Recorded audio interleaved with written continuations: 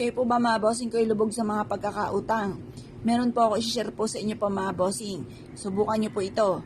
Basta parang kapag ikikinabog at parang teka muna, magawa muna ito. Asya ilumarga na po kayo. Pero kung walang dating sa inyo, huwag nyo na lang po itong papansinin mga bossing. Ngayon po mga bossing, masasabi ko lamang at paulit-ulit natin sinasabi mga bossing ko sa video kung gaano karami ang pangarap ay ganun din po ang dami ng pagkayod. Kung nais nyo na magkaroon ng mansyon na bahay, mansyon din ang pagkayod. Baka naman po mga bossing, mansyon ang gusto pero ang pagkayod ay gakubo lamang. Or kaya po ay talagang konting kembot lamang ay pagod na. At tapos ay paladaing pa, naku, huwag ka nang umasa. Pagkatapos, kay maraming mga pangarap, masipag ka, madiskarte, hindi nakakalimot magdasal at talaga namang ginagawa na lahat para maging matagumpay, sabayan nyo pa ng mga pampaswerte. Ano tuloy-tuloy ang pasok ng swerte para mas maging masagana ang pamumuhay. Ito pa mga bossing ko ay bigas. Ang bigas ay sa pulay ginagamit kahit na mga kanununuan pa po natin pagdating sa usapin ng mga pampaswerte. Tuwing bagong taon, ang bigas ay hindi nawawala sa inyong hapagkainan.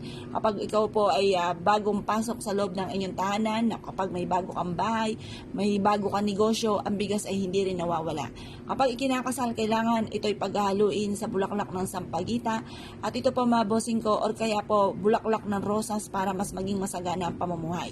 Sa Paul, pagdating sa usapin ng kasaganahan ng kaswertehan, ang bigas ay hindi nawawala.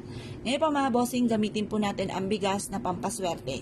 Marami kayong pwedeng paglagyan ito. Unang-una, pwede ka magsabit ng bigas sa inyo pong pintuan. Dahil sa pintuan ay lagi po tayong naglalabas-masok.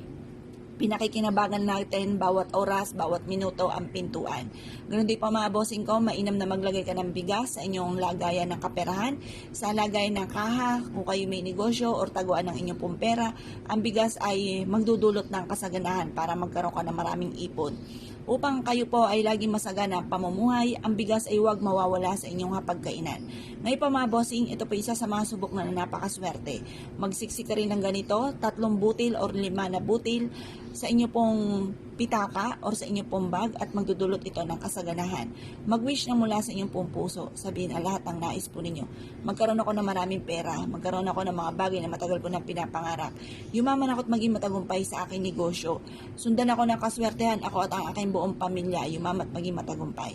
Mag-wish na kayo ng todo-todo. Walang masama po dyan. Walang maniningil sa inyo. Pagtapos yung pong mag-wish, libre po ang mangarap mga bossing.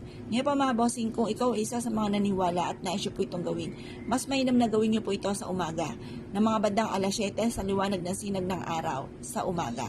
Ngayon pa mga bossing, mag-wish ka na walang gamit na sana, direct to the point, at maging positibo sa buhay. Lagi niyo sasabihin ang lahat ng nais ninyo.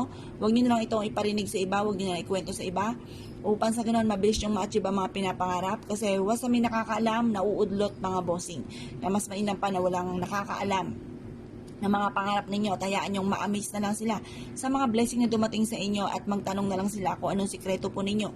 Or kaya i-share nyo po ang ating pong video upang sa ganon, kung sino man makakapakinig nito ay malalaman po na bawal ipagsabi.